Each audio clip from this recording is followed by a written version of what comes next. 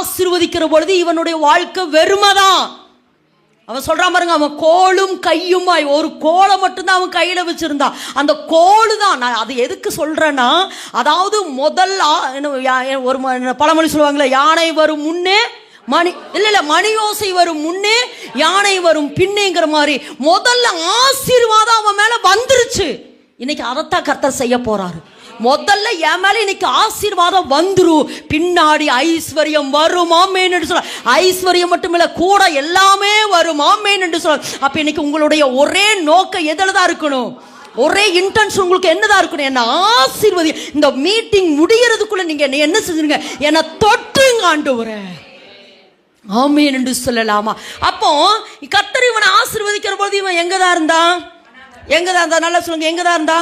வனாந்தரத்துல படுத்து கிடந்தா தனிமையாய்.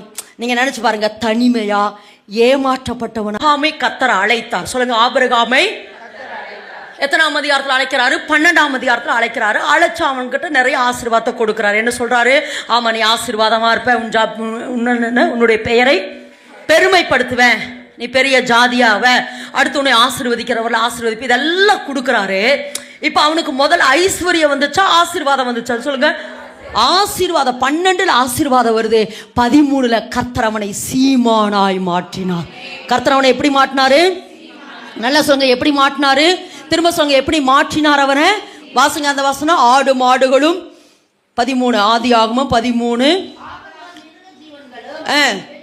வெள்ளியும் அவன் ஆஸ்திகளை உடைய சீமான். இப்ப நல்ல ஒரு முதல் விளக்கம். ஆபிரகாமை கர்த்தர் முதல்ல ஆசீர்வதிச்சாரா, ஐஸ்வர்யத்தை கொடுத்தாரா? ஆமா, முதல் ஆசீர்வாதம் வந்துச்சு. அதுக்கப்புறம் என்ன வந்துச்சு?